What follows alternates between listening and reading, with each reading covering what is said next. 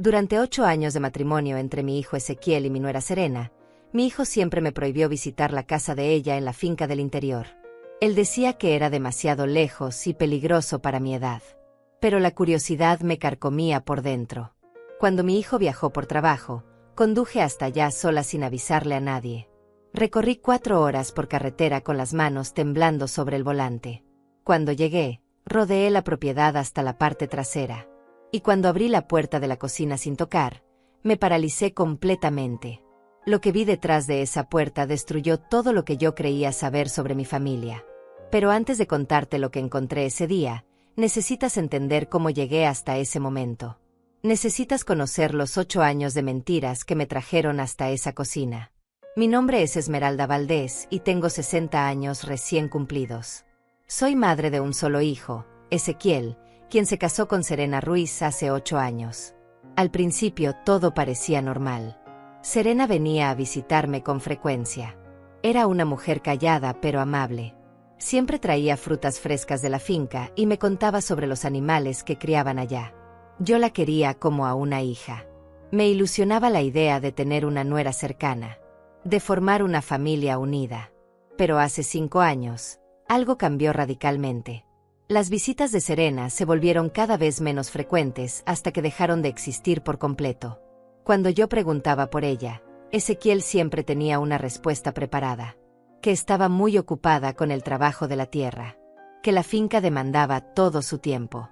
Que ella me mandaba saludos y que pronto vendría a verme. Pero ese pronto nunca llegó. Pasaron meses. Luego años. Y yo seguía sin ver a mi nuera. Sin hablar con ella. Sin saber realmente cómo estaba. Cada vez que yo mencionaba la posibilidad de visitarla en la finca, Ezequiel se ponía tenso. Su rostro cambiaba. Su voz se volvía más dura. Me repetía una y otra vez que el camino era peligroso. Que había delincuentes en la zona. Que mi edad no me permitía hacer viajes tan largos. Que podía sufrir un accidente. Que él no podría perdonarse si algo me pasaba. Sus argumentos sonaban lógicos, razonables, llenos de preocupación filial. Yo quería creerle porque era mi hijo. Porque una madre siempre busca razones para confiar en sus hijos. Así que aceptaba sus palabras y guardaba silencio. Hace 3 años intenté comunicarme directamente con Serena. Llamé a su teléfono celular, pero el número ya no existía. Le pregunté a Ezequiel sobre esto y él me explicó que ella había cambiado de número porque recibía muchas llamadas de vendedores. Me dio un número nuevo. Yo marqué varias veces durante semanas, pero nadie contestaba nunca. Cuando le reclamé a Ezequiel, él me dijo que la señal en la finca era muy mala. Que Serena casi nunca tenía cobertura. Que era normal no poder contactarla. Yo tragué esa explicación como había tragado todas las anteriores. Pero algo dentro de mí comenzaba a despertar. Una pequeña voz que me susurraba que algo no estaba bien.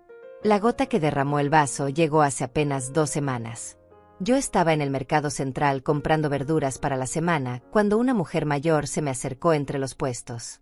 Ella me miró fijamente y me preguntó si yo era la madre de Ezequiel Valdés. Le dije que sí. Su expresión cambió inmediatamente. Me miró con una mezcla de lástima y preocupación que me heló la sangre.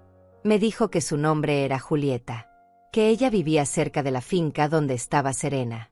Que había visto a mi nuera varias veces en el pueblo comprando provisiones. Siempre sola. Siempre con la mirada triste. Siempre apurada como si tuviera miedo de que alguien la viera. Julieta continuó hablando en voz baja. Me dijo que la casa de la finca era hermosa y grande. Muy bien cuidada. Nada de lo que mi hijo me había contado sobre deterioro o abandono. Tenía jardines impecables. Paredes recién pintadas. Todo lucía como una propiedad costosa y moderna. Luego ella bajó aún más la voz y agregó algo que me partió el alma en pedazos. Me dijo que hacía unos meses había visto a Ezequiel llegar a la finca acompañado de otra mujer. Una mujer joven de cabello largo y ropa elegante. Que ellos entraban y salían de la casa juntos. Que reían. Que parecían muy cercanos. Y que mientras tanto, Serena permanecía encerrada en la parte trasera de la propiedad como si fuera invisible. Sentí que el mundo se detenía a mi alrededor. Los sonidos del mercado se volvieron lejanos y distorsionados. Le pregunté a Julieta si estaba completamente segura de lo que me estaba diciendo. Ella asintió con tristeza profunda en sus ojos. Me apretó la mano con fuerza y me dijo que si algún día yo quería conocer la verdad completa, debía ir a la finca por mi cuenta. Sin avisarle a Ezequiel. Sin decirle a nadie. Porque lo que pasaba en esa casa era algo que mi hijo no quería que yo descubriera jamás. Julieta me dio la dirección exacta y se alejó caminando entre la multitud. Yo me quedé parada allí con las bolsas de verduras colgando de mis brazos. Temblando. Sintiendo como algo dentro de mí se rompía para siempre. Esa noche no pude dormir. Las palabras de Julieta daban vueltas en mi cabeza sin parar. Empecé a recordar cosas extrañas que había ignorado durante años. La forma en que Ezequiel siempre cambiaba de tema cuando yo preguntaba por Serena. La manera en que evitaba llevarme cuando él viajaba al interior. Las contradicciones en sus historias. Una vez me dijo que la casa estaba en mal estado. Otra vez mencionó que habían hecho remodelaciones que costaron miles de dólares.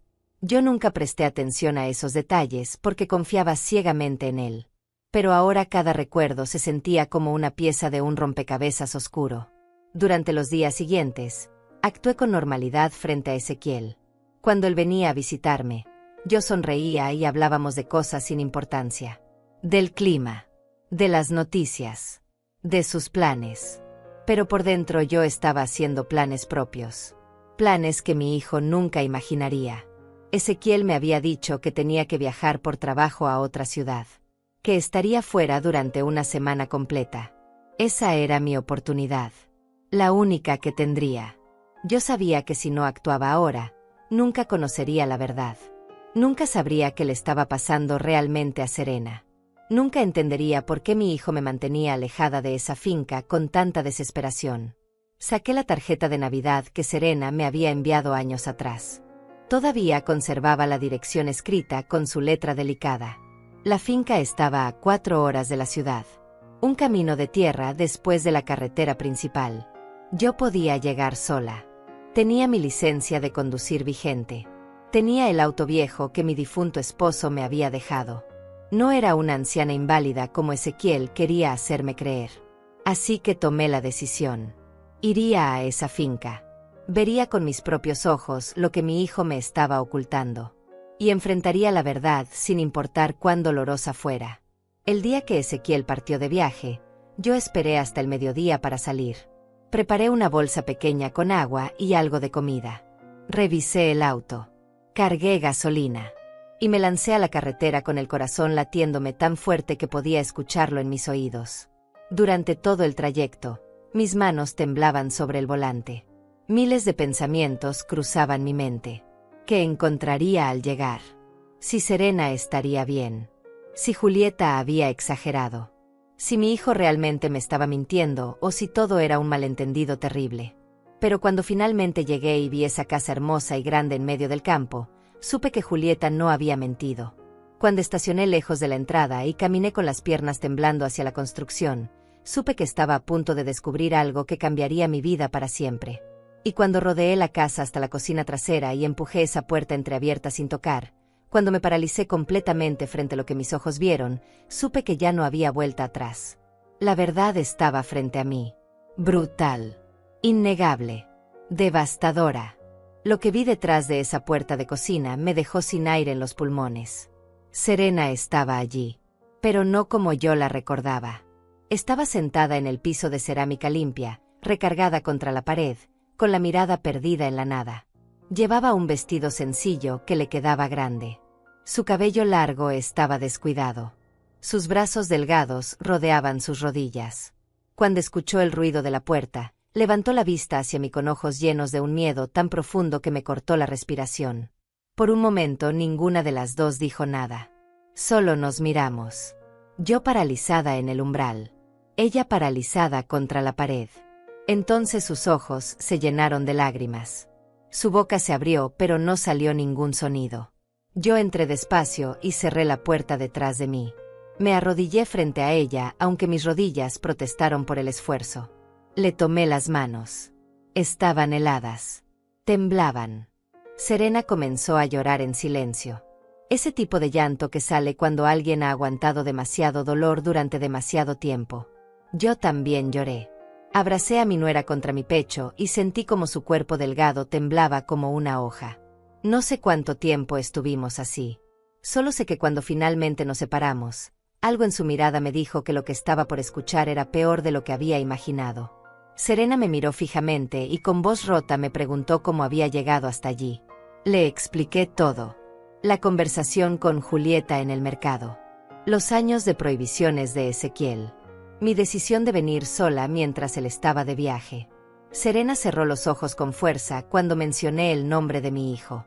Su rostro se contrajo en una mueca de dolor. Luego abrió los ojos y me dijo algo que jamás olvidaré. Me dijo que durante 5 años ella había intentado contactarme. Que había rogado ver a Ezequiel que la dejara hablar conmigo. Que había suplicado poder salir de esa finca aunque fuera una sola vez. Pero mi hijo siempre se negaba. Siempre con excusas. Siempre con amenazas. Le pregunté qué tipo de amenazas. Serena bajó la mirada. Me contó que Ezequiel le había dicho que si ella intentaba comunicarse conmigo o con alguien de afuera, él se encargaría de hacerle daño a su madre que vivía en otro estado. Que él tenía contactos. Que podía hacer que su madre perdiera su casa. Que podía inventar cargos legales contra ella. Serena me explicó que su madre era una mujer mayor que vivía sola con una pensión muy pequeña. Que no podía arriesgarse a que Ezequiel cumpliera sus amenazas. Así que obedeció. Se quedó callada. Se quedó encerrada. Se convirtió en prisionera de mi propio hijo en esa casa que desde afuera parecía un paraíso. Sentí como la rabia comenzaba a crecer dentro de mí. Una rabia fría y pesada que nunca antes había experimentado. Le pregunté a Serena desde cuándo vivía así. Ella me dijo que todo había cambiado hace exactamente 5 años. Justo cuando dejó de visitarme. Justo cuando Ezequiel comenzó a inventar excusas para mantenerme alejada. Al principio había sido sutil. Mi hijo le pedía que no saliera tanto. Que se concentrara en cuidar la finca. Que no necesitaba ver a nadie más.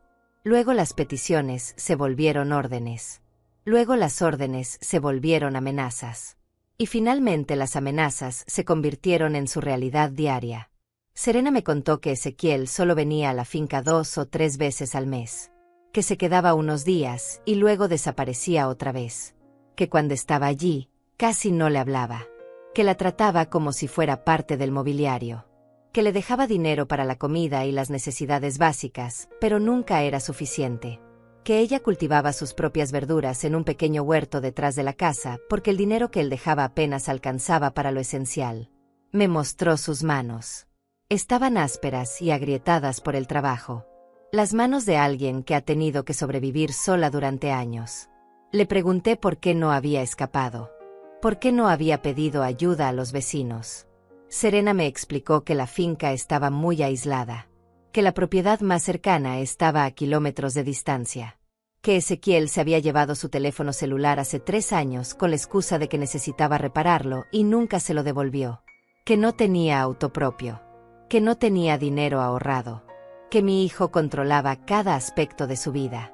Que las pocas veces que ella lograba salir caminando hasta el pueblo más cercano, Ezequiel siempre se enteraba. Alguien le avisaba. Y cuando él llegaba, las consecuencias eran terribles. Pregunté qué tipo de consecuencias. Serena guardó silencio por un momento largo. Luego me dijo que Ezequiel nunca le había pegado físicamente. Que mi hijo era demasiado inteligente para dejar marcas visibles. Pero que había otras formas de hacer daño. Me contó que cuando ella desobedecía, él la castigaba con silencio. Días enteros sin dirigirle la palabra. Semanas sin dejarle dinero para comida. Una vez la encerró en el cuarto trasero durante 2 días completos sin agua caliente y con apenas un pedazo de pan. Otra vez amenazó con quemar las pocas fotos que ella conservaba de su familia muerta. Serena me miró con ojos vacíos y me dijo que había aprendido que era más fácil obedecer que resistir. Entonces le hice la pregunta que me quemaba por dentro desde que Julieta me habló en el mercado. Le pregunté por la mujer joven que Ezequiel traía a la finca. El rostro de Serena se endureció. Me dijo que esa mujer se llamaba Manuela. Que tenía 28 años. Que era la amante de mi hijo desde hacía casi 3 años. que Ezequiel la traía a la finca regularmente y que ellos se quedaban juntos en la habitación principal mientras Serena dormía en el cuarto pequeño de servicio en la parte trasera. Que podía escuchar sus risas, sus conversaciones, su intimidad, mientras ella permanecía invisible y silenciosa como un fantasma en su propia casa. Sentí que algo se rompía dentro de mí, no solo por Serena, sino por mí misma, por todos los años que había creído en mi hijo, por todas las veces que había defendido sus decisiones, por todas las excusas que había aceptado sin cuestionar. Ezequiel no solo había destruido la vida de su esposa, me había usado a mí como herramienta de su crueldad. Cada vez que me decía que el camino era peligroso para mi edad, lo que realmente me estaba diciendo era que no quería que yo descubriera su doble vida. Cada vez que me prohibía visitar a Serena, lo que realmente estaba haciendo era proteger su secreto. Yo había sido una tonta, una vieja ingenua, exactamente como él me había llamado en esa conversación telefónica que escuché hace semanas. Le pregunté a Serena si había algo más que yo debiera saber. Ella asintió despacio. Me dijo que había documentos, papeles que Ezequiel guardaba en un archivero en su estudio, documentos que ella había visto accidentalmente una vez cuando mi hijo dejó el estudio abierto, papeles relacionados con propiedades y dinero. Serena no entendía completamente lo que significaban, pero sabía que eran importantes. Me dijo que si yo quería pruebas reales de lo que Ezequiel estaba haciendo, debía revisar ese archivero, que la llave estaba escondida en un florero azul en la sala principal. Me puse de pie con esfuerzo. Ayudé a Serena a levantarse también. Ella seguía temblando. Le pregunté si tenía miedo de que Ezequiel regresara y nos encontrara allí.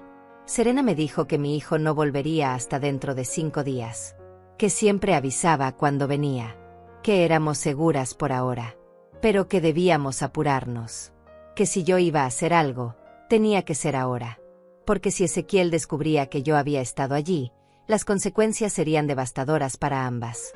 Caminamos juntas hacia la sala principal. La casa por dentro era tal como Julieta había descrito. Hermosa, espaciosa, con muebles costosos y decoración elegante. Nada que ver con las ruinas que Ezequiel me había pintado en su historia. Todo estaba impecable, como si alguien invirtiera mucho dinero en mantener esa propiedad. Encontré el florero azul sobre una mesa de centro. Dentro estaba la pequeña llave plateada. La tomé con manos temblorosas. Serena me guió hasta el estudio que estaba en el segundo piso. El estudio era un cuarto grande con ventanas que daban al campo. Había un escritorio de madera oscura, estantes llenos de libros que probablemente Ezequiel nunca había leído, y en la esquina, un archivero metálico de 4 cajones. Inserté la llave en el primer cajón. Se abrió con un clic suave. Adentro había carpetas organizadas por colores. Comencé a revisar los documentos. Al principio no entendía lo que estaba viendo. Eran contratos, escrituras, papeles legales llenos de términos complicados. Pero mientras más leía, más claro se volvía todo. Ezequiel había puesto la finca a nombre de Manuela hacía 2 años. Había transferido propiedades que yo pensaba que eran de él y Serena únicamente a nombre de su amante. Había abierto cuentas bancarias conjuntas con esa mujer. Había invertido el dinero que supuestamente estaba ahorrando para el futuro de su matrimonio en negocios a nombre de otra persona. Y lo peor de todo, encontré un documento de divorcio ya preparado, fechado para dentro de 6 meses. Un divorcio donde Serena no recibiría absolutamente nada, porque según los papeles, ella había firmado un acuerdo prenupcial renunciando a cualquier derecho sobre las propiedades de mi hijo. Le mostré los documentos a Serena. Ella los miró y comenzó a llorar otra vez. Me dijo que nunca había firmado ningún acuerdo prenupcial, que esa firma no era suya, que Ezequiel había falsificado su firma. Yo observé el documento de cerca. La firma era similar, pero había diferencias. Pequeños detalles que solo alguien que conociera bien la letra de Serena podría notar. Mi hijo no solo era un manipulador, era un criminal. Estaba preparando el terreno para abandonar a su esposa sin darle nada, para dejarla en la calle después de años de encierro y abuso, para quedarse con todo mientras Serena salía de su vida sin un solo dólar. Fotografié cada documento con mi teléfono celular, cada contrato, cada escritura, cada papel que demostraba las intenciones de Ezequiel. Serena me observaba en silencio. Cuando terminé, cerré el archivero y guardé la llave otra vez en el florero. Bajamos las escaleras y regresamos a la cocina. Nos sentamos a la mesa. Yo tomé las manos de Serena entre las mías y le hice una promesa. Le dije que no la dejaría sola, que encontraríamos la forma de sacarla de allí, que mi hijo pagaría por todo lo que había hecho, que yo me encargaría de que la verdad saliera a la luz. Serena me miró con una mezcla de esperanza y terror. Me preguntó cómo pensaba enfrentar a Ezequiel. Yo no tenía todas las respuestas todavía, pero sabía que no podía actuar impulsivamente. Mi hijo era inteligente, manipulador. Si yo lo confrontaba directamente sin un plan sólido, él encontraría la forma de voltear la situación, de hacerme ver como una vieja loca, de convencer a todos de que yo estaba inventando cosas. Necesitaba más que fotografías. Necesitaba aliados. Necesitaba un plan perfecto. Le dije a Serena que regresaría, que por ahora debía volver a la ciudad antes de que alguien notara mi ausencia, que durante los próximos días buscaría ayuda legal, que juntaría toda la información necesaria, que cuando llegara el momento de actuar, lo haríamos bien. Serena asintió con lágrimas corriendo por sus mejillas. Me abrazó con fuerza. Me susurró gracias una y otra vez. Yo le prometí que pronto todo esto terminaría, que pronto sería libre. Salí de la finca con el corazón destrozado, pero con una determinación de hierro. Durante el camino de regreso a la ciudad, mi mente no dejaba de trabajar. Pensaba en cada detalle, en cada mentira de Ezequiel, en cada vez que me había manipulado, en todos los años que Serena había sufrido en silencio. La rabia que sentía era tan grande que me costaba mantener el auto en el carril. Pero no podía permitirme perder el control. Ahora más que nunca necesitaba mantener la cabeza fría, porque la batalla apenas comenzaba. Llegué a mi departamento cuando ya oscurecía. Estacioné el auto en el garaje y subí las escaleras lentamente. Mis piernas todavía temblaban por todo lo que había visto y escuchado. Entré a mi casa y cerré la puerta con seguro. Me apoyé contra la pared y finalmente permití que las lágrimas salieran. Lloré por Serena. Lloré por mí misma. Lloré por los años perdidos creyendo en un hijo que resultó ser un monstruo. Pero después de unos minutos me sequé las lágrimas y me obligué a pensar con claridad. No había tiempo para el llanto. Había tiempo solo para la acción. Esa noche no pude dormir. Me quedé sentada en la mesa de la cocina revisando una y otra vez las fotografías que había tomado de los documentos. Cada papel era una prueba más de la crueldad calculada de Ezequiel. Cada contrato era evidencia de su plan para destruir a Serena y quedarse con todo. Pero yo sabía que las fotografías no eran suficientes. Necesitaba algo más. Necesitaba que alguien con autoridad viera lo que yo había descubierto. Alguien que pudiera hacer algo real al respecto. Al día siguiente muy temprano llamé a mi prima Ángela. Ella vivía en la capital y trabajaba como asistente legal en un bufete importante. Hacía años que no hablábamos mucho, pero siempre habíamos sido cercanas. Le conté todo. Absolutamente todo. Ángela escuchó en silencio hasta que terminé. Luego suspiró profundamente y me dijo que lo que Ezequiel estaba haciendo era grave. Muy grave. Que la falsificación de documentos era un delito penal. Que mantener a alguien en aislamiento forzado podía considerarse privación ilegal de libertad. Que el fraude patrimonial que estaba preparando contra Serena era procesable. Ángela me dijo que necesitaba hablar con su jefe, un abogado llamado Víctor Salazar que llevaba casos de violencia doméstica y fraude. Que ella arreglaría una cita urgente para mí. Que llevara todas las pruebas que tenía. Le agradecí con la voz quebrada. Por primera vez desde que había abierto aquella puerta de cocina, sentí que no estaba sola en esto. Que había alguien más que entendía la gravedad de la situación y que podía ayudarme a hacer justicia.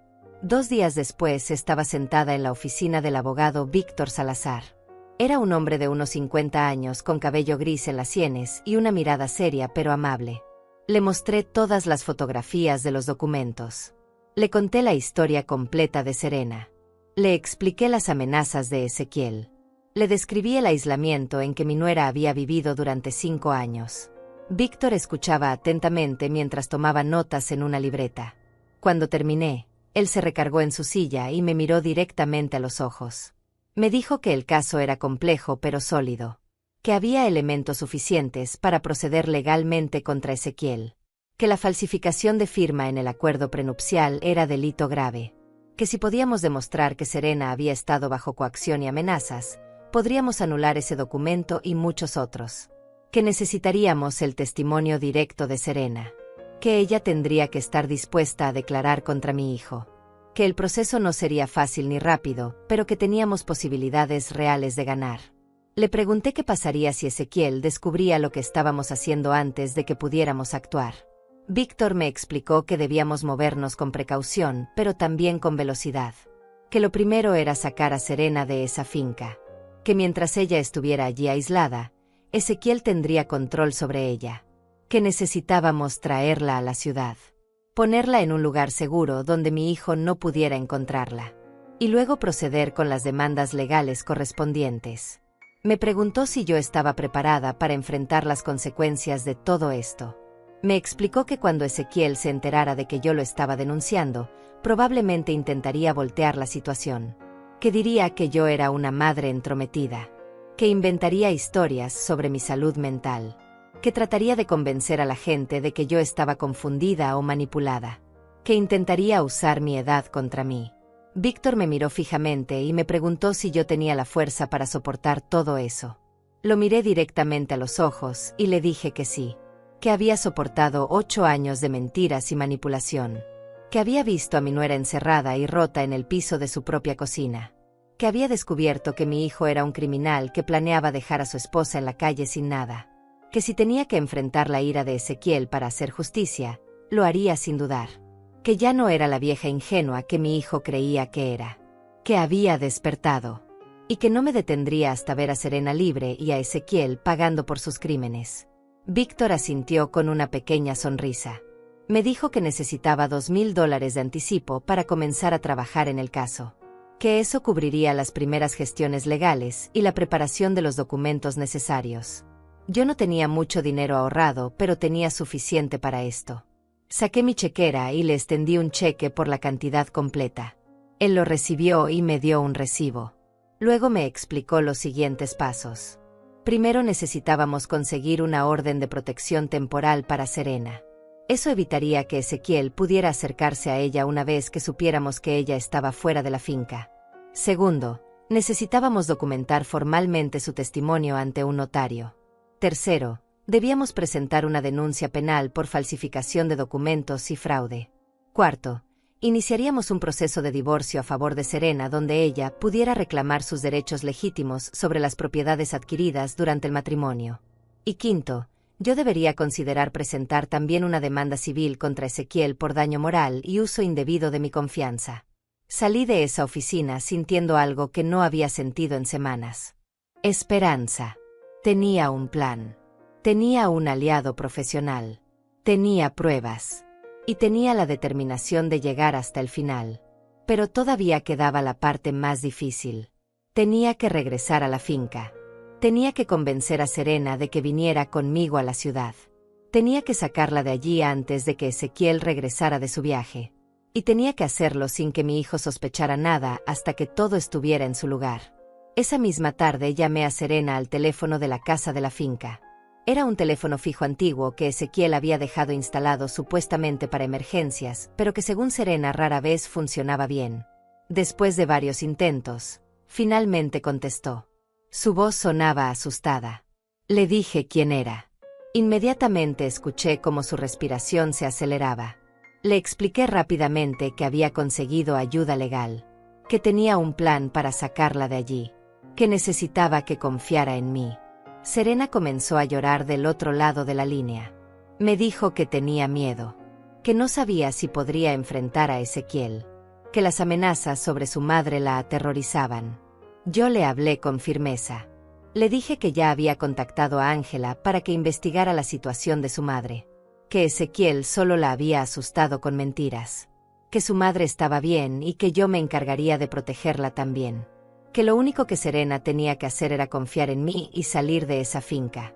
Le expliqué que iría por ella al día siguiente muy temprano, que empacara solo lo esencial: documentos personales, fotografías, ropa básica. Nada que hiciera sospechar a los vecinos si acaso alguien la veía salir. Que la llevaría a un lugar seguro en la ciudad donde Ezequiel no pudiera encontrarla. Que después iríamos juntas con el abogado para formalizar todo. Serena guardó silencio por un momento largo. Luego con voz temblorosa me dijo que sí, que confiaba en mí, que estaría lista. Colgué el teléfono y me preparé mentalmente para lo que vendría. Esa noche revisé mi auto. Me aseguré de que tuviera suficiente gasolina. Preparé una bolsa con agua y comida para el viaje. Saqué dinero extra del banco por si lo necesitábamos. Y escribí una carta. Una carta dirigida a Ezequiel. No la enviaría todavía. Pero la escribí porque necesitaba sacar todo lo que sentía. Todo el dolor. Toda la decepción. Toda la rabia. En esa carta le dije a mi hijo que lo había descubierto. Que sabía lo que le había hecho a Serena. Que tenía pruebas de sus crímenes. Que había visto los documentos falsificados. Que conocía la existencia de Manuela. Que sabía del plan para dejar a su esposa sin nada. Le dije que me había convertido en su cómplice involuntaria durante años. Que había usado mi amor de madre para manipularme.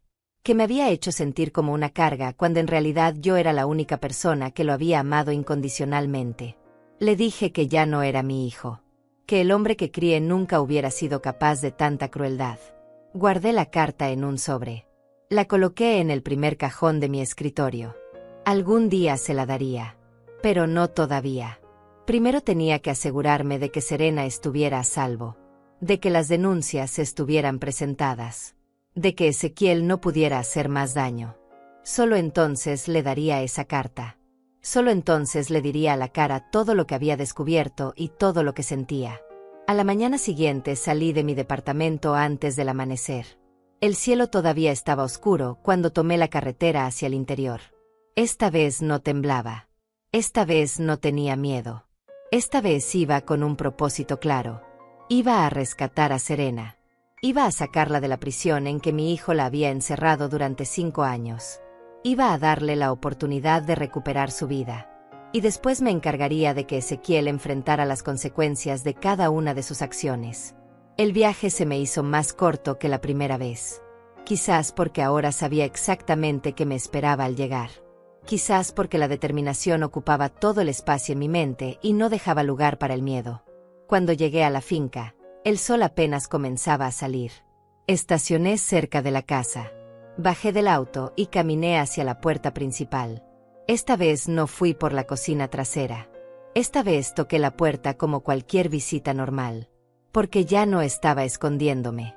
Ya no estaba actuando como si hiciera algo malo. Serena abrió la puerta casi inmediatamente.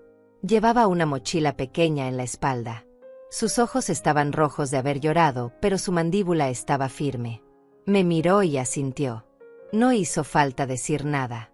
Las dos sabíamos lo que estábamos haciendo. Las dos sabíamos que después de este momento ya no habría vuelta atrás. Ella salió de la casa y cerró la puerta detrás de sí. Caminamos juntas hacia mi auto. Subimos. Arranqué el motor.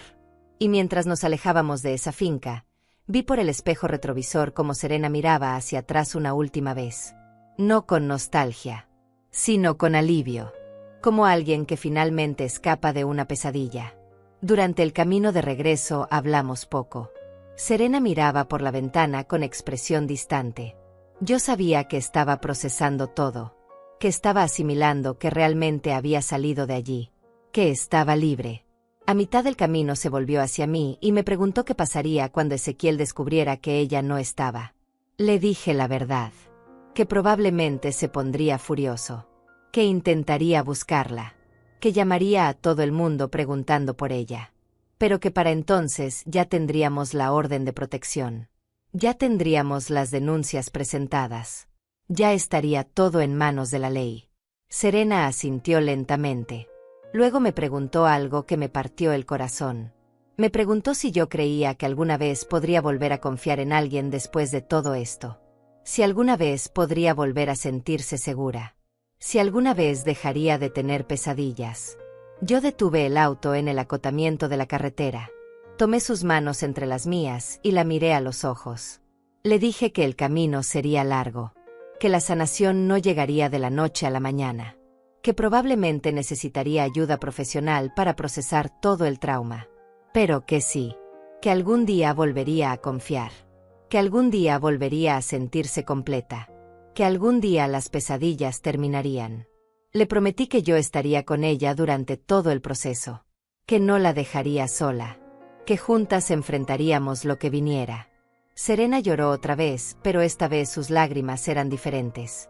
No eran lágrimas de desesperación, eran lágrimas de liberación. Me abrazó con fuerza y me susurró gracias. Yo también lloré, porque en ese momento entendí que ambas estábamos comenzando de nuevo. Ambas estábamos dejando atrás las mentiras. Ambas estábamos eligiendo la verdad aunque doliera. Y ambas estábamos listas para enfrentar la tormenta que vendría.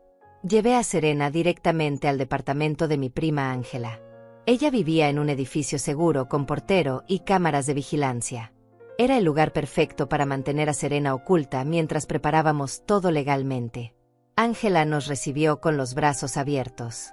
Había preparado el cuarto de huéspedes con sábanas limpias y toallas frescas. Le mostró a Serena dónde estaba todo. Le dijo que podía quedarse el tiempo que necesitara, que allí estaba segura. Serena se veía agotada.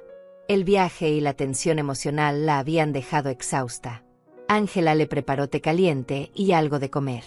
Mientras Serena descansaba en el cuarto, Ángela y yo nos sentamos en la sala a planear los siguientes pasos. Ella ya había coordinado una cita con el abogado Víctor para esa misma tarde. Teníamos que actuar rápido porque Ezequiel regresaría a la finca en 3 días. Cuando descubriera que Serena no estaba, comenzaría a buscarla desesperadamente. A las 4 de la tarde las 3 estábamos en la oficina de Víctor. Él recibió a Serena con profesionalismo y calidez.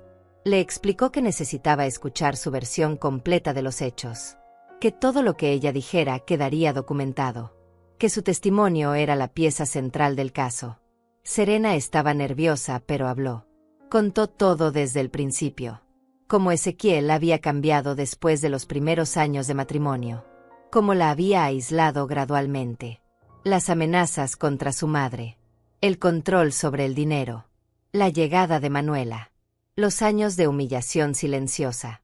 Víctor grabó todo el testimonio con el permiso de Serena. Tomó notas detalladas. Hizo preguntas específicas sobre fechas y lugares.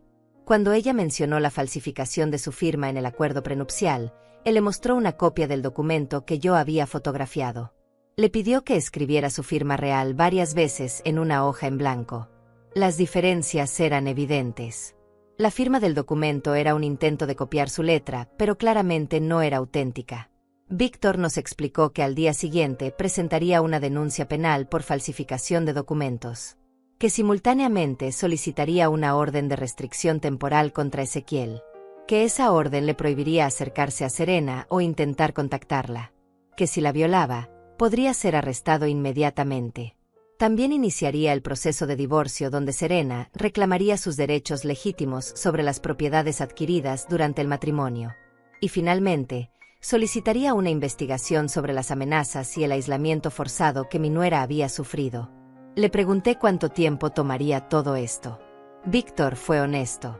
Me dijo que los procesos legales eran lentos, que podían pasar meses antes de tener resoluciones definitivas, pero que lo importante era que Serena ahora estaba fuera del alcance de Ezequiel, que tenía representación legal, que las denuncias estaban por presentarse, que mi hijo ya no podría seguir actuando con impunidad. Le pregunté cuánto costarían todos estos procedimientos. Víctor me dijo que aproximadamente $5,000 adicionales cubrirían los honorarios y gastos legales de los próximos meses. Era mucho dinero, casi todo lo que me quedaba de ahorros. Pero no dudé ni un segundo. Le dije que tendría el dinero en 2 días, que hiciera todo lo necesario, que ningún costo era demasiado alto si significaba justicia para Serena. Víctor asintió y nos estrechó la mano a las 3. Nos dijo que estuviéramos preparadas, que cuando Ezequiel recibiera las notificaciones legales, su reacción sería explosiva, que probablemente intentaría intimidarnos, que diría que todo era mentira, que buscaría voltear la situación, pero que mientras nos mantuviéramos firmes y siguiéramos el proceso legal, él no podría hacer nada. Salimos de la oficina cuando ya anochecía. Regresamos al departamento de Ángela. Serena se veía más tranquila a pesar de todo. Por primera vez en años había hablado libremente sobre su sufrimiento. Había puesto nombre a los abusos. Había dado el primer paso hacia su liberación. Esa noche las tres cenamos juntas. Hablamos de cosas simples, de recetas de cocina, de películas viejas, de recuerdos felices, como si fuéramos una familia normal teniendo una velada normal. Pero yo sabía que la tormenta se acercaba. En 3 días Ezequiel regresaría a la finca. Encontraría la casa vacía. Descubriría que Serena había desaparecido. Y entonces comenzaría a buscar respuestas. Probablemente me llamaría a mí primero. Fingiría preocupación. Diría que estaba desesperado por encontrar a su esposa. Inventaría alguna historia sobre que Serena no estaba bien mentalmente, que había huido sin razón, que él solo quería ayudarla. Pero yo estaba lista. Esta vez no me dejaría manipular. Esta vez conocía la verdad completa. Esa noche antes de dormir, saqué mi teléfono celular y lo puse en silencio. No quería que Ezequiel pudiera localizarme fácilmente cuando comenzara a llamar. Le dije a Ángela que no contestara llamadas de números desconocidos, que no abriera la puerta a nadie que no esperáramos, que mantuviera a Serena alejada de las ventanas, que actuáramos como si estuviéramos en una operación secreta, porque eso era exactamente lo que esto era. Una operación de rescate, una misión de justicia, y yo no iba a dejar que mi hijo la arruinara. Me acosté en el sofá de la sala de Ángela. Serena dormía en el cuarto de huéspedes, Ángela en su habitación, pero yo no podía dormir. Mi mente repasaba una y otra vez todo lo que vendría. La confrontación inevitable con Ezequiel, las acusaciones que él lanzaría contra mí, los intentos de hacerme quedar como una vieja entrometida que no entendía la situación. Pero esta vez yo tenía pruebas. Esta vez tenía testigos. Esta vez tenía la ley de mi lado. Y esta vez no me echaría para atrás. Sin importar cuánto mi hijo intentara manipularme. Sin importar cuánto dolor me causara enfrentarlo. Porque ahora yo sabía quién era realmente Ezequiel Valdés. Y esa verdad me había liberado del amor ciego que una madre siente por su hijo. Al tercer día, exactamente a las 10 de la mañana, mi teléfono comenzó a vibrar sin parar. Era Ezequiel. Llamó 5 veces seguidas. Yo no contesté ninguna. Dejó 3 mensajes de voz. En el primero su voz sonaba preocupada. Decía que había llegado a la finca y que Serena no estaba. Que sus cosas personales habían desaparecido. Que estaba muy angustiado. Que necesitaba saber si yo había hablado con ella. En el segundo mensaje su tono cambió. Sonaba molesto. Exigía que le devolviera la llamada inmediatamente.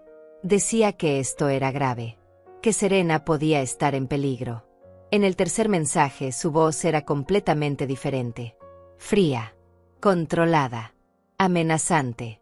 Decía que sabía que yo tenía algo que ver con la desaparición de su esposa. Que más me valía decirle dónde estaba. Que si yo había metido ideas raras en la cabeza de Serena, me arrepentiría.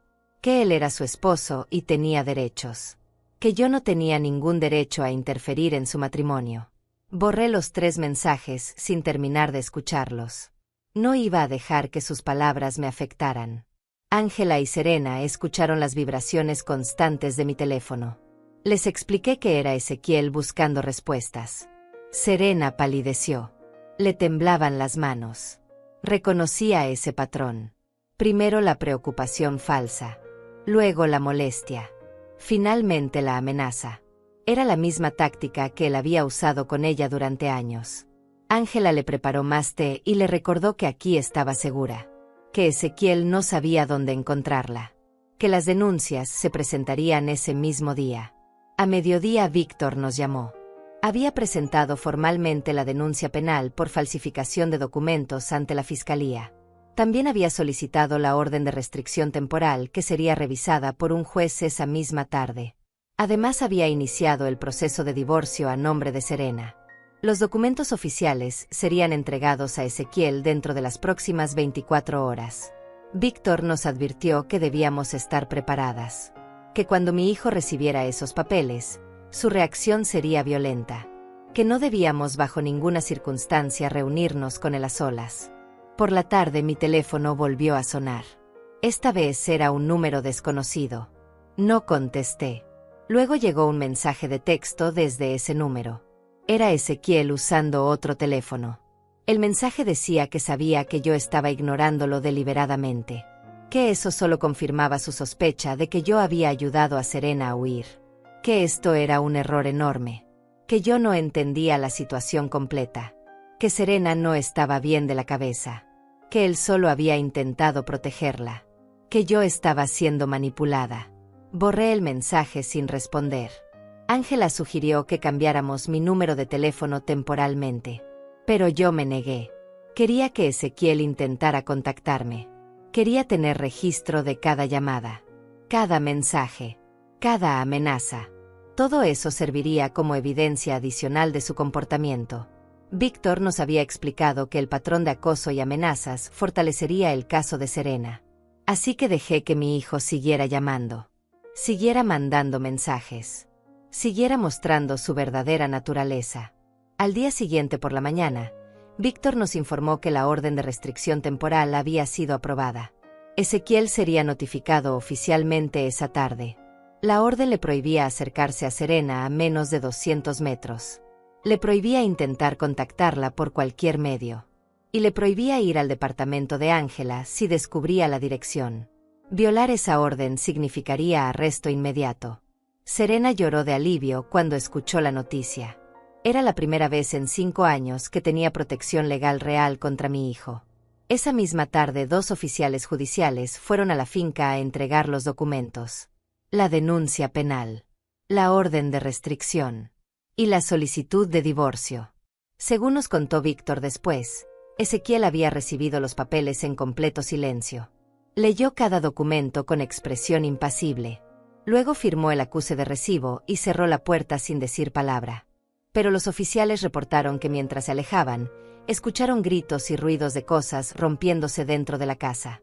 1 hora después mi teléfono explotó con llamadas. Ezequiel llamó más de 20 veces en 30 minutos. Dejó mensajes incoherentes llenos de insultos. Me llamó traidora. Me llamó víbora. Me acusó de destruir su familia. Dijo que yo siempre había sido una madre entrometida y amargada, que nunca había aceptado su matrimonio con Serena, que yo había inventado mentiras para separarlos, que pagaría por lo que estaba haciendo. Cada mensaje era más violento que el anterior. Cada palabra confirmaba que había tomado la decisión correcta. Guardé todos los mensajes. Los respaldé en la nube. Los envié a Víctor por correo electrónico. Él me agradeció y me dijo que esta evidencia era oro puro, que demostraba el carácter violento y manipulador de Ezequiel, que ayudaría enormemente en el caso de divorcio, que probablemente el juez vería estos mensajes y no tendría dudas sobre quién decía la verdad. Esa noche Serena, Ángela y yo cenamos en silencio. El peso de lo que habíamos desatado era tangible en el aire. Sabíamos que Ezequiel no se rendiría fácilmente, que intentaría todo para revertir la situación, que buscaría aliados, que inventaría historias, que trataría de destruir nuestra credibilidad. Pero también sabíamos que habíamos dado el primer paso, el más difícil, el que no tenía vuelta atrás. Después de cenar, Serena me tomó de la mano y me miró con lágrimas en los ojos. Me dijo que nunca podría agradecerme suficiente lo que había hecho por ella, que yo le había devuelto la vida, que gracias a mí había encontrado el valor para escapar.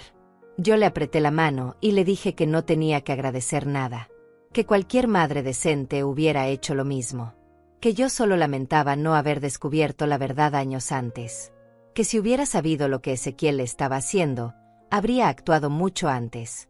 Ángela nos abrazó a las 2.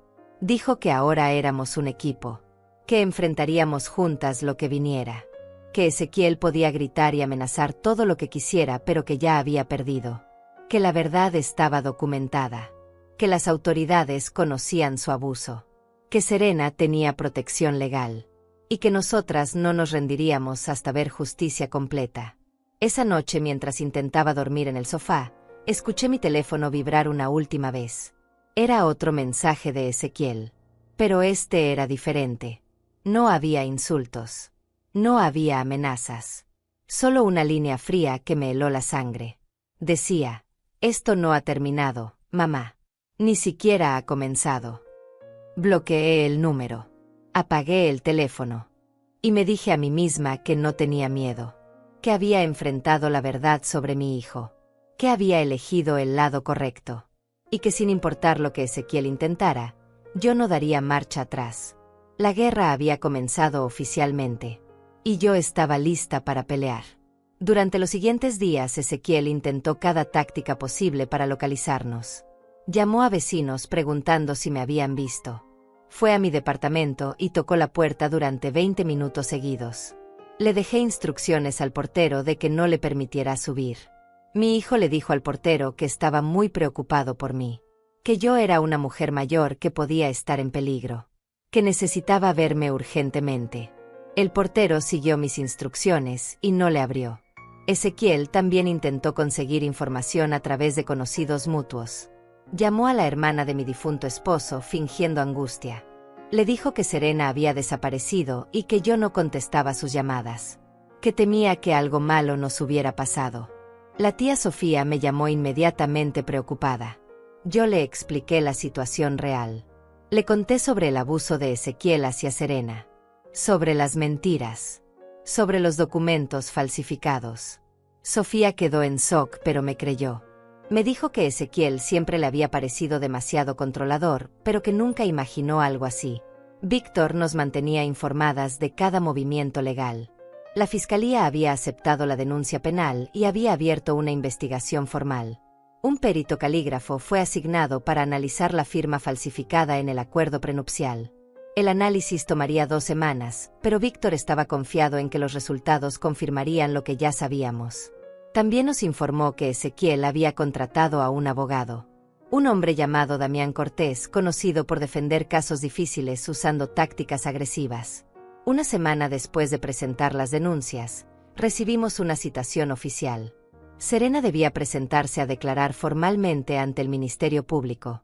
Sería interrogada sobre todo el abuso sufrido, sobre las amenazas, sobre el aislamiento. La cita era en 3 días. Víctor nos explicó que esta declaración era crucial, que el fiscal determinaría si había elementos suficientes para proceder con cargos criminales contra Ezequiel, que Serena debía estar preparada porque el abogado de mi hijo intentaría desacreditar su testimonio. Esos 3 días los pasamos preparando a Serena. Víctor le explicó qué tipo de preguntas le harían, cómo debía responder. Le dijo que solo contestara lo que le preguntaran sin agregar información extra, que mantuviera la calma aunque intentaran confundirla, que dijera la verdad sin importar qué. Serena estaba aterrorizada pero determinada. Practicamos su testimonio una y otra vez. Repasamos fechas, lugares, detalles específicos del abuso. El día de la declaración las 3 fuimos juntas a las oficinas del Ministerio Público. Víctor nos encontró en la entrada. Nos escoltó hasta una sala de espera. Después de 20 minutos llamaron a Serena. Víctor entró con ella como su representante legal. Ángela y yo nos quedamos afuera esperando. Los minutos se sentían como horas.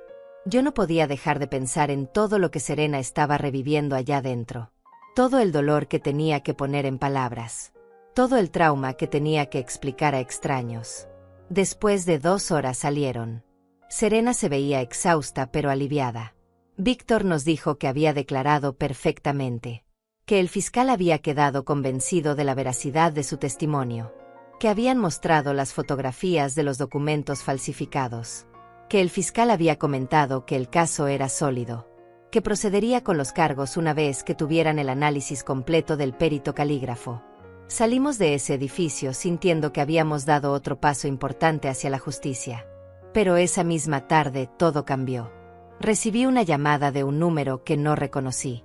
Esta vez contesté. Era una mujer. Se identificó como Manuela. la amante de mi hijo. Su voz sonaba nerviosa pero firme.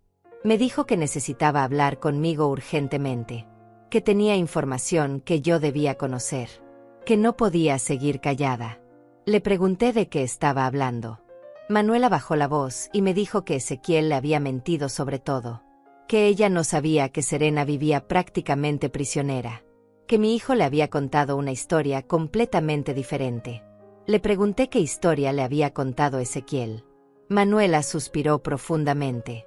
Me dijo que mi hijo le había dicho que Serena y él estaban separados desde hacía años, que vivían en la misma propiedad, pero llevaban vidas completamente independientes, que Serena había aceptado ese arreglo porque no quería divorciarse por razones religiosas, que eventualmente se separarían formalmente, pero que por ahora mantenían las apariencias. Manuela me dijo que ella había creído esa historia durante 3 años, que nunca sospechó que Ezequiel estaba mintiendo hasta ahora. Le pregunté por qué decidía hablar conmigo ahora. Manuela me explicó que cuando Ezequiel recibió las denuncias, le contó su versión de los hechos.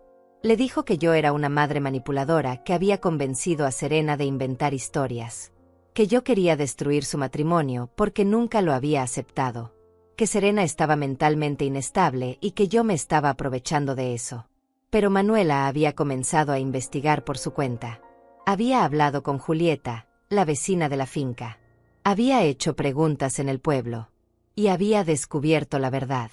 Me dijo que Julieta le había contado cómo Serena vivía realmente, cómo nunca salía sola, cómo se veía asustada y triste, cómo Ezequiel controlaba cada aspecto de su vida. Manuela me dijo que se sentía horrible, que sin saberlo había sido parte del abuso, que había estado con un hombre que resultó ser un mentiroso y un abusador, que quería ayudar de alguna forma, que tenía información que podía ser útil para el caso. Le pregunté qué tipo de información. Manuela me dijo que tenía acceso a conversaciones de texto con Ezequiel donde él admitía cosas comprometedoras. Mensajes donde hablaba de mantener a Serena controlada, donde se burlaba de ella, donde planeaba el divorcio para quedarse con todo. Manuela me dijo que podía entregar esos mensajes como evidencia, que estaba dispuesta a declarar si era necesario, que ya no le debía lealtad a un hombre que le había mentido durante 3 años. Le dije que necesitaba hablar con mi abogado primero, que le devolvería la llamada. Manuela me dio su número y me suplicó que la contactara pronto, que ella también quería justicia ahora. Colgué y llamé inmediatamente a Víctor. Le conté sobre la llamada de Manuela. Víctor quedó en silencio, procesando la información. Luego me dijo que esto era increíblemente valioso, que el testimonio del amante contra Ezequiel sería devastador, que los mensajes de texto podrían ser la evidencia definitiva. Me pidió el número de Manuela y dijo que la contactaría directamente. Esa noche le conté a Serena y Ángela sobre la llamada. Serena no sabía qué pensar. Por un lado, Manuela había sido parte de su humillación durante años. Por otro lado, ahora estaba dispuesta a ayudar contra Ezequiel. Ángela dijo que probablemente Manuela se sentía usada y engañada también, que Ezequiel había manipulado a todas las mujeres en su vida de una forma u otra, que era justo que ahora todas nos uniéramos contra él. 2 días después Víctor nos citó en su oficina. Manuela estaría allí también.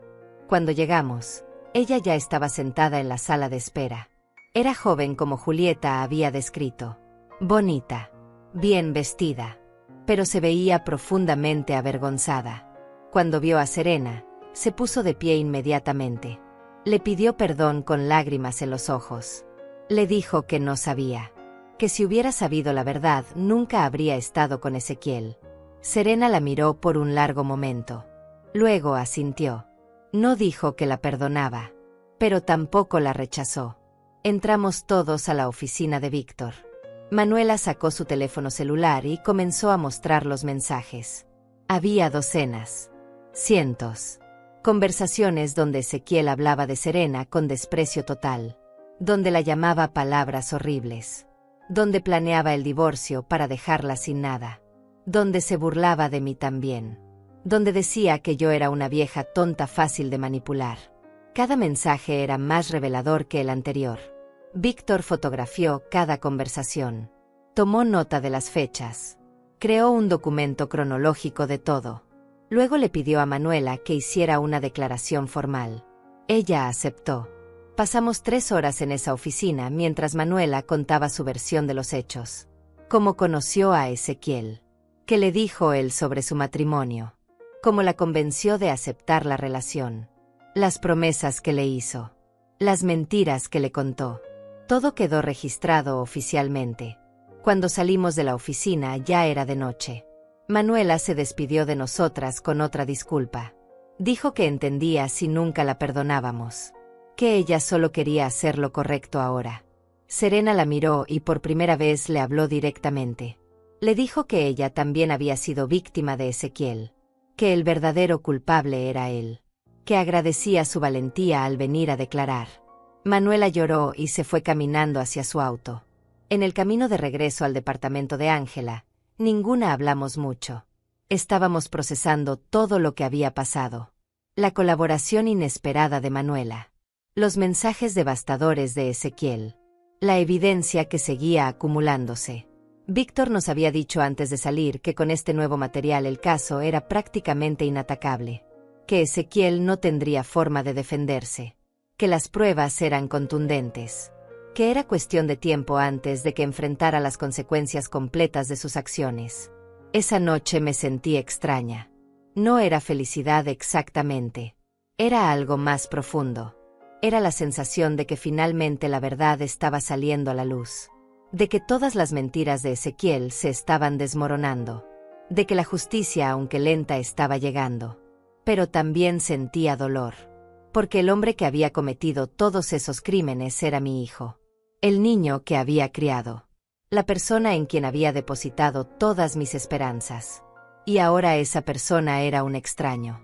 Un monstruo que yo ya no reconocía. Una semana después recibimos la noticia que estábamos esperando. El perito calígrafo había terminado su análisis. La firma en el acuerdo prenupcial era definitivamente falsa. El informe técnico explicaba en detalle las inconsistencias. La presión del trazo. El temblor artificial. Las diferencias en la formación de las letras. La conclusión era contundente. Ezequiel había falsificado la firma de Serena. El fiscal nos citó para informarnos que procedería con cargos formales de falsificación de documentos y fraude. Mi hijo enfrentaría un proceso penal. Víctor nos explicó que esto cambiaba todo el panorama legal. Con cargos criminales en su contra, la posición de Ezequiel en el divorcio se debilitaba enormemente. Ningún juez le daría credibilidad a un hombre acusado formalmente de falsificar documentos contra su esposa. Además, todos los contratos y transferencias de propiedad que había hecho usando ese documento fraudulento podían ser anulados. La casa de la finca que había puesto a nombre de Manuela podría regresar al patrimonio matrimonial. Serena tendría derecho a la mitad de todo. Le pregunté a Víctor cuánto tiempo tomaría el proceso penal. Él me explicó que podían ser meses o incluso años.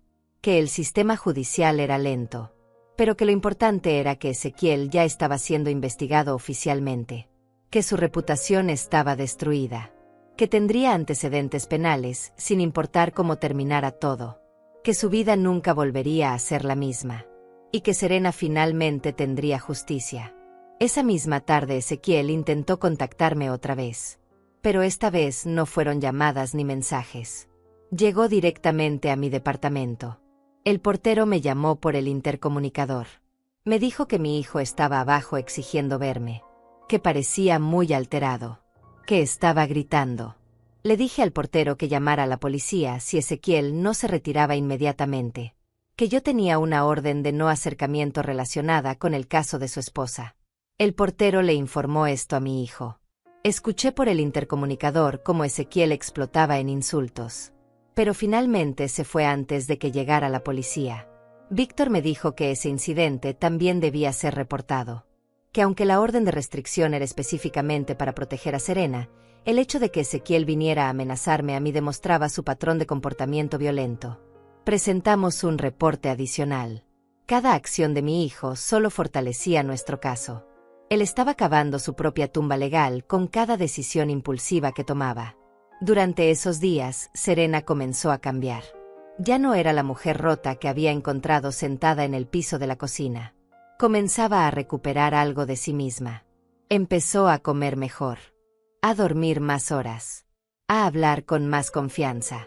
Ángela la había conectado con una psicóloga especializada en trauma y abuso. Serena iba a terapia 2 veces por semana. Decía que le ayudaba a poner en palabras todo lo que había vivido, que estaba aprendiendo que nada de lo que pasó fue culpa suya, que ella era la víctima y no tenía por qué sentir vergüenza. Una tarde Serena me pidió hablar a solas. Nos sentamos en el balcón del departamento de Ángela. Ella me tomó las manos y me miró directamente a los ojos. Me dijo que quería agradecerme no solo por sacarla de la finca, sino por creerle, por no cuestionar su palabra, por no decir que seguramente había un malentendido, por no intentar defender a Ezequiel como muchas madres habrían hecho.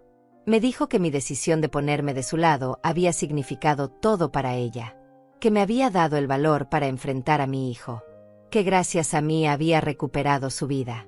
Yo también lloré. Le dije que lo sentía mucho, que sentía no haber descubierto la verdad antes, que me sentía culpable por todos los años que ella sufrió mientras yo creía ciegamente en las mentiras de Ezequiel. Serena negó con la cabeza. Me dijo que yo no tenía culpa de nada, que Ezequiel era un manipulador experto, que incluso ella había tardado años en entender que lo que vivía no era normal, que lo importante era que ahora ambas habíamos despertado, que ahora ambas conocíamos su verdadera naturaleza, y que juntas íbamos a asegurarnos de que pagara por todo. Al mes de haber presentado las denuncias, llegó la fecha de la primera audiencia del divorcio. Sería frente a un juez familiar. Ezequiel estaría presente con su abogado Damián. Víctor nos preparó para lo que vendría. Nos dijo que el abogado de mi hijo intentaría pintarlo como víctima, que dirían que Serena lo había abandonado, que yo la había manipulado, que todo era un complot para quitarle sus propiedades, que debíamos mantener la calma sin importar qué dijeran. El día de la audiencia llegamos temprano al juzgado. Víctor nos esperaba en la entrada. Subimos juntas al segundo piso donde estaba la sala. En el pasillo vi a Ezequiel por primera vez en más de un mes. Estaba sentado en una banca con su abogado. Cuando me vio, su rostro se transformó. Había odio puro en sus ojos. Se puso de pie como si fuera a caminar hacia mí. Víctor inmediatamente se interpuso. Le recordó que había una orden de restricción, que no podía acercarse a Serena. El abogado Damián jaló a Ezequiel de vuelta a la banca. Entramos a la sala cuando el secretario nos llamó. El juez era un hombre de unos 60 años con expresión seria. Todos tomamos nuestros lugares. Ezequiel y su abogado de un lado, Serena, Víctor y yo del otro.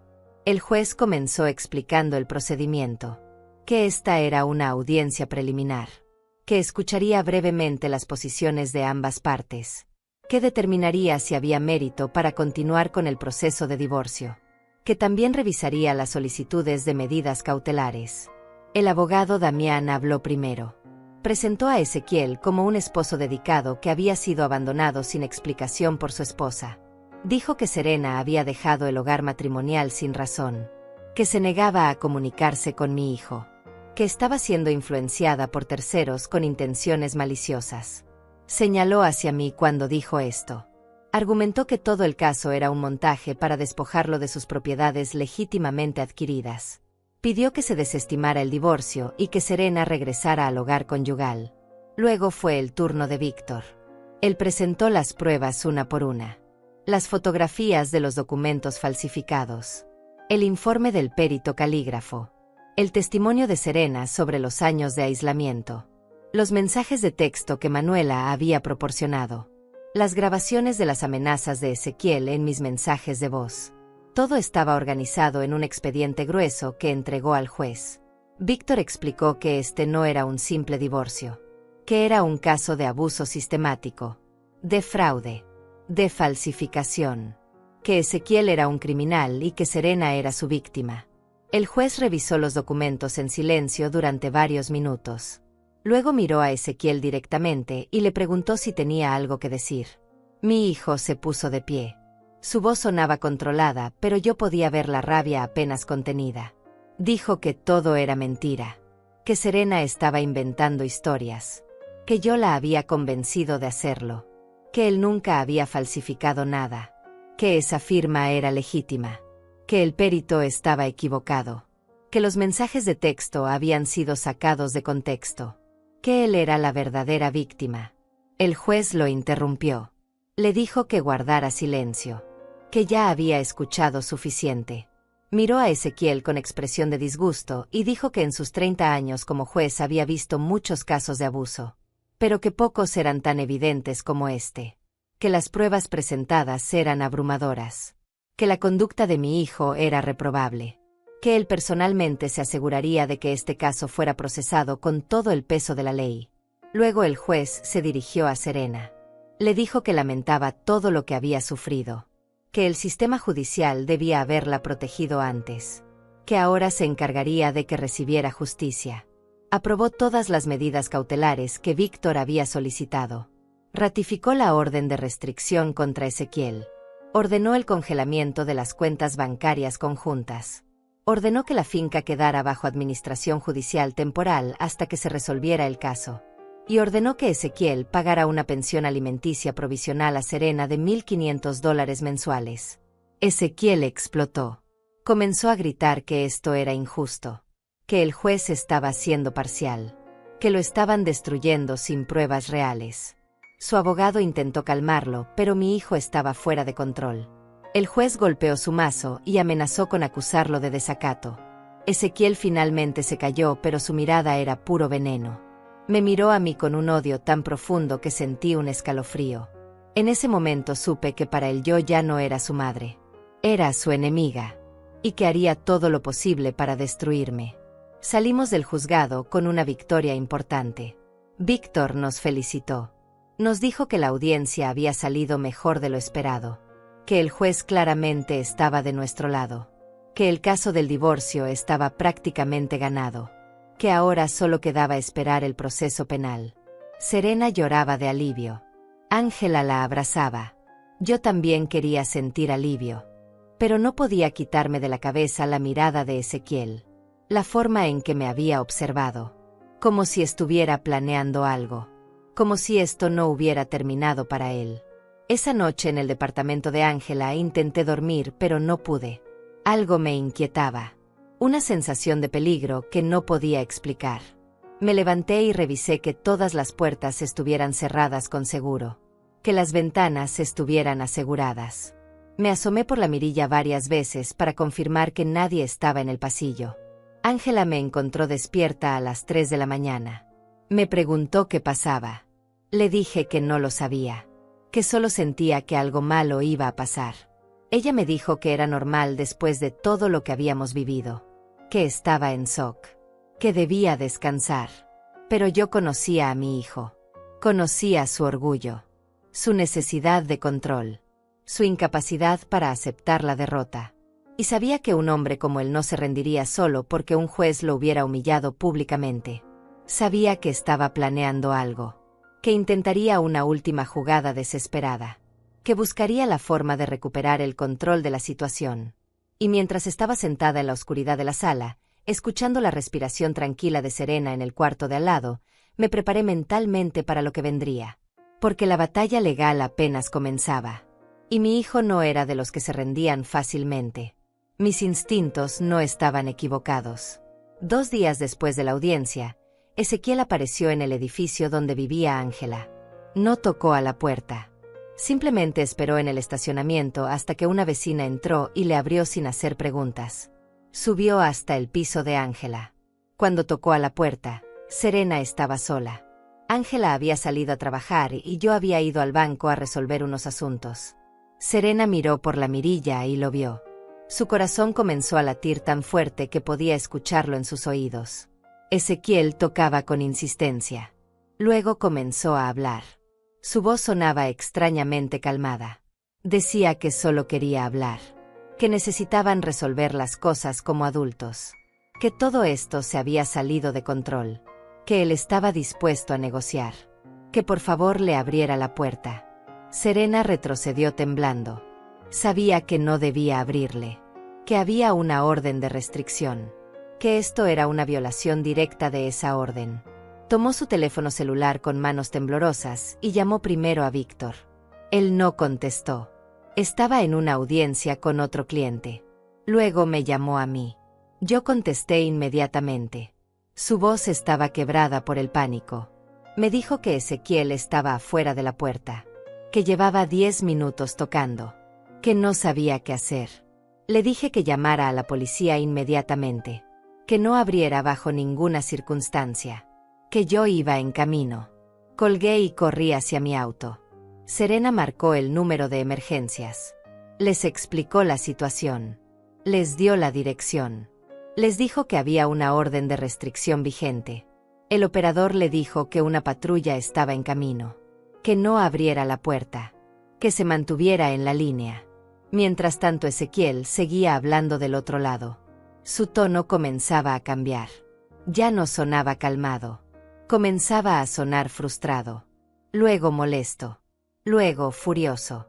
Dijo que sabía que ella estaba ahí dentro, que podía escucharla respirar, que dejara de actuar como una cobarde, que él tenía derecho a hablar con su esposa, que toda esta situación era ridícula, que si ella no abría, él encontraría la forma de entrar. Serena se encerró en el cuarto de Ángela. Empujó una cómoda contra la puerta. Se sentó en el piso con el teléfono pegado a la oreja mientras el operador le decía que mantuviera la calma, que la policía estaba a solo 5 minutos. Pero Ezequiel no esperó 5 minutos. Comenzó a patear la puerta. El sonido era aterrador. Serena gritó. El operador le dijo que se alejara de la entrada, que buscara una salida alternativa si era posible. Pero el departamento de Ángela estaba en un 6º piso. No había forma de salir excepto por la puerta principal. Ezequiel siguió pateando. La madera comenzó a crujir. La cerradura comenzó a aflojarse. Serena lloraba sin poder parar. Entonces se escuchó las sirenas. Voces en el pasillo. Alguien gritando que era la policía. Los golpes en la puerta se detuvieron. Hubo forcejeo. Gritos de Ezequiel protestando. Voces de oficiales ordenándole que se calmara, que pusiera las manos donde pudieran verlas. Más forcejeo. Luego el sonido inconfundible de esposas cerrándose. Serena seguía en el piso del cuarto sin poder moverse. Escuchó que alguien tocaba la puerta suavemente. Una voz femenina diciendo que era la oficial Julieta Ramírez. Que Ezequiel había sido arrestado. Que podía salir ahora. Llegué al edificio cuando los oficiales estaban sacando a mi hijo esposado. Lo vi mientras me bajaba del auto. Ezequiel me vio también. Comenzó a gritarme. Que esto era mi culpa. Que yo había destruido su vida. Que me arrepentiría. Los oficiales lo metieron a la patrulla mientras seguía gritando. Subí corriendo al departamento. Encontré a Serena sentada en el sofá envuelta en una cobija. Temblaba completamente. La oficial Ramírez estaba tomando su declaración. La puerta principal estaba dañada. Las marcas de las patadas eran evidentes. La oficial me explicó que Ezequiel sería procesado por violación de orden de restricción, que también podría enfrentar cargos por intento de allanamiento, que quedaría detenido hasta su audiencia de fianza, que probablemente sería al día siguiente. Me dio un número de caso y me dijo que Víctor debía contactar a la fiscalía inmediatamente. Le agradecí mientras abrazaba a Serena. Mi nuera lloraba contra mi hombro. Repetía una y otra vez que había tenido tanto miedo, que pensaba que Ezequiel iba a entrar, que no sabía qué le hubiera hecho. Cuando Ángela llegó a casa y vio la puerta dañada, casi se desmaya. Le explicamos todo. Ella inmediatamente llamó al administrador del edificio para reportar lo sucedido y solicitar que cambiaran la cerradura de emergencia. También instaló una cámara de seguridad adicional en el pasillo. Víctor llegó 1 hora después. Revisó el reporte policial. Tomó fotografías de la puerta dañada. Grabó el testimonio de Serena sobre lo que había pasado. Nos dijo que esto era excelente para nuestro caso, aunque terrible para Serena emocionalmente. Ezequiel había cometido un error enorme. Había violado una orden judicial. Había intentado entrar por la fuerza a una propiedad privada. Había aterrorizado a su víctima. Todo estaba documentado. Había testigos. Había evidencia física. Víctor dijo que esto prácticamente garantizaba que el juez no le daría ninguna consideración favorable en el divorcio. y que probablemente enfrentaría tiempo real en prisión cuando el caso penal llegara a juicio. Esa noche ninguna de las tres pudo dormir. Serena estaba en shock.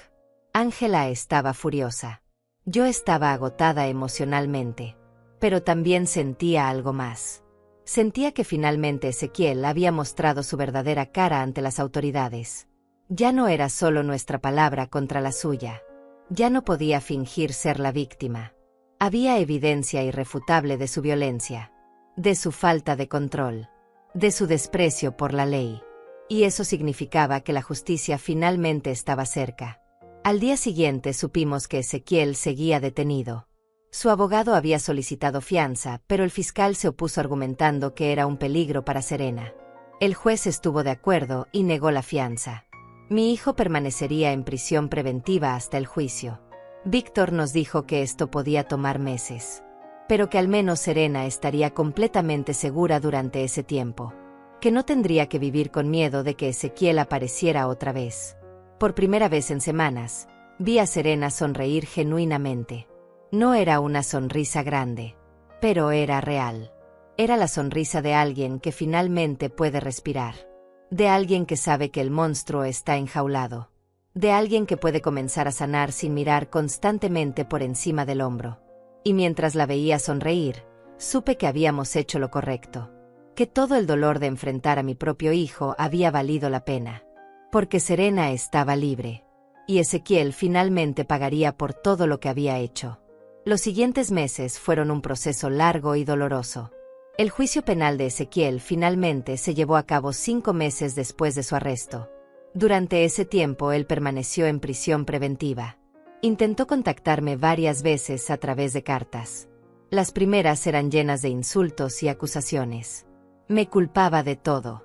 Decía que yo había destruido su vida por celos, que siempre había sido una madre controladora, que me arrepentiría de lo que había hecho.